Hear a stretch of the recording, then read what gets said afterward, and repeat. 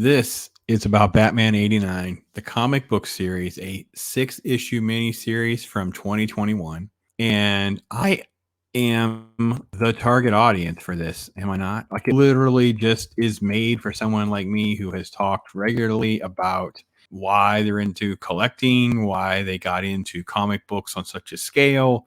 And it was because of the movie. And I saw the logo. Look at that. It's got the logo, it's got the feel. It's everything that I would want. So I'm like, I couldn't wait to read this. I want to check this out.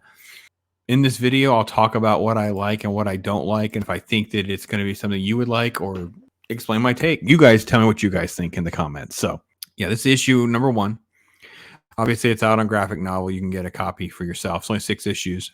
And early on, I was really enjoying some of the look, the inside here with the Keaton Batman look, and it kind of went with a little bit of some blues and things like that instead of just the hardcore black, which I like because it brings it into more like a blue and gray look, which I really do enjoy. I really like this a lot. So some of the art was really hooking me in pretty quick. However, I'll say that some of the art is supposed to be Michael Keaton. As you can see on the left, Bruce is discussing with Harvey Dent, and the picture on the right, yeah, not so much.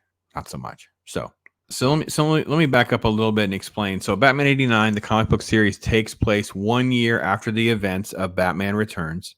It centers a lot around Harvey Dent and Batman himself. And now we're in a world where Gotham City has people who like to dress up as, quote, the Batman or the Jokers and that kind of thing. It centers at Halloween, so dressing up is kind of cool. It is pretty action in the very beginning, the first couple of issues. Batman himself is not necessarily beloved and liked yet. It is not Commissioner Jim Gordon, actually Barbara Gordon. She's having a meal with Harvey. Harvey's going to propose. He is literally just keeps elevating up the political chain, political hierarchy. And here he's reaching out to Bruce for some more support. But of course, he sides with, Jim Gordon. And you sort of get sort of like this political conflict of what Harvey's willing to do to get ahead and succeed, and how ambitious he is. And part of the backdrop in the story is with Harvey is the social commentary and the fragmented elements of the impoverished areas, the black communities that Harvey allegedly came out of, how he rose to this stardom, but he's kind of, the people there don't like him either because they feel like they're being neglected by their guy. Things are advancing pretty well. When I saw some of this, this is the cover of issue number 5, and I knew this existed. And look at that beautiful Michelle Pfeiffer Catwoman. We'll get to why this doesn't work in a minute, because Batman is not really liked and well received either. And what ends up happening is there's sort of like some conflict with the police. And they basically they have a bring Batman in at any price kind of situation. And here he's done his thing, but he's on the side of a building, and he's like, I'm coming down. And when he does, he drops this, like light grenade so he can escape. But what happens is the police panic, and when they panic, the guns go off and they kill this boy right here, this young black kid. And Batman has to catch him, but it's too late. He's gone.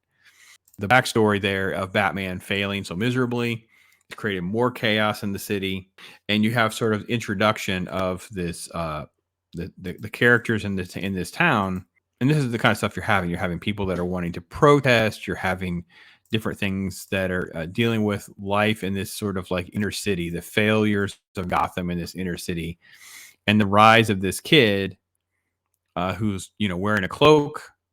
And he's out there playing vigilante. They nicknamed him Robin, like Robin Hood. Sure. And then this is what he really looks like. His name is Drake. There's a sequence of all of this violence and different things that are happening in a fire. And Harvey goes in to save the day. And in the process, he's face down into this explosion. Now, very similar to the Aaron Eckhart type of explosion where he's like on one side of his face. And I thought, well, why are they retconning Harvey? Like, this was kind of strange. And then the issue follows it with them having like a Harvey delusion, like him is the hero. Like, he actually didn't get hurt. He carried someone out, and it's all this, and it's actually all in his head because he's actually injured. the kid and Bruce were there during this thing, and they drag him out. They actually saved him from dying completely, but obviously half of his face was scorched. And when you get to the big reveal and you see what he looks like, this is what he looks like. Everyone's just shocked, like, holy cow, look at him. Now, I will say that Billy D. Williams' Harvey Dent look is something that many of us thought would be kind of cool. Harvey is not really that cool, and he's really not that menacing in this series. And I don't know exactly how to explain why it doesn't work, because there's not much that worked for me. I was so disappointed with a lot of this issue.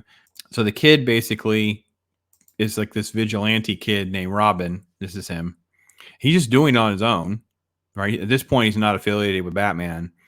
And then these are the images that they stick in, because we're supposed to be all nostalgic, right? We're supposed to feel nostalgic. Don't you see what they're doing here? So the image on the left is the classic Tim Drake Robin #1 issue that Chuck Dixon wrote.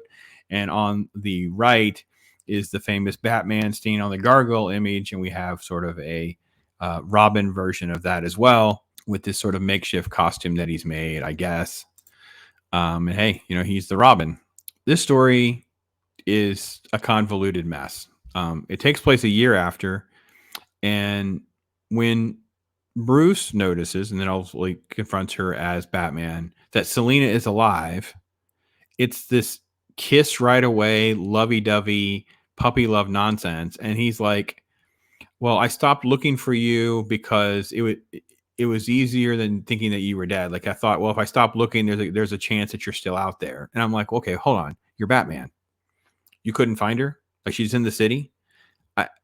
The comic book of the Hell Here scene is so misplaced and only there for nostalgia bait. Like, it does not fit the story, like, at all, right? How could she be there? She's been, quote, missing. Like, no one knows where she is, allegedly, right? And yet she's here playing vigilante, helping catch people, lock them in dumpsters, and all this other things that's happening with this subplot, with this money and this conspiracy. And Harvey's been caught up in this. Like, Harvey's gotten himself caught up in this mess. And as Two-Face, he's going to grab all this money that's being sort of embezzled and all this. And the hardest part of the story is so much of the sick issues is just wasted with this whole, like, class warfare, social justice, modern topics that would not have been part of the Batman lore like a year after the other movie. So like in the 90s, like, it doesn't fit, and Drake doesn't fit. Like, it's not just race swap. They put Drake as the name, but it's not Tim Drake. It's just Drake. Like, cause I guess that's cool to be a black kid named Drake. Like, I don't like what?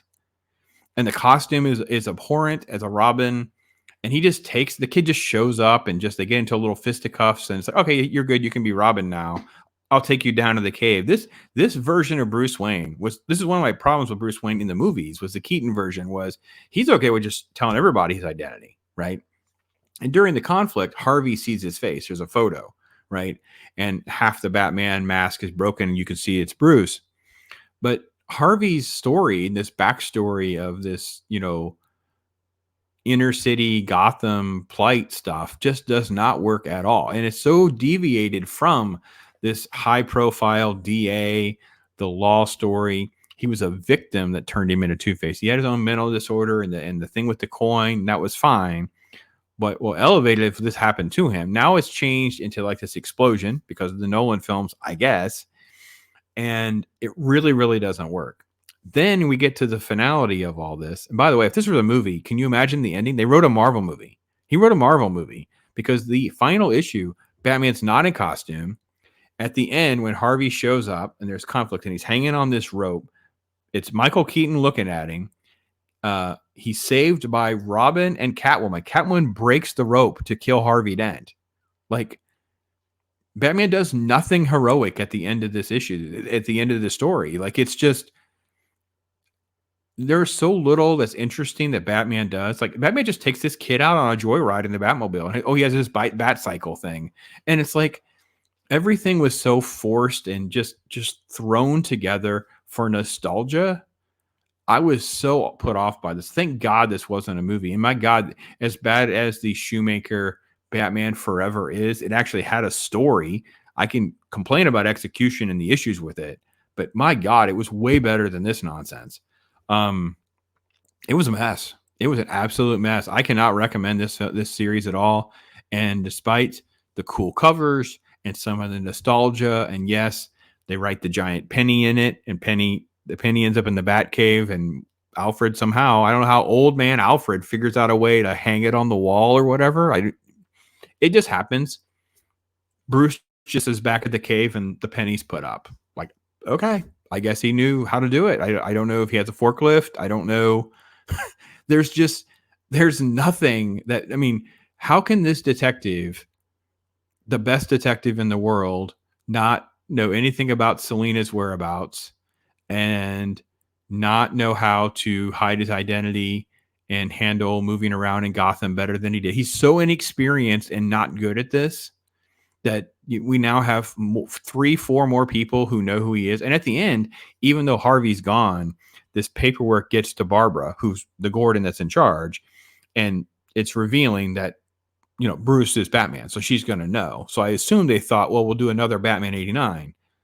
God, I hope not, because this is a freaking train wreck. And maybe I'm wrong. Maybe you guys love this. I can't.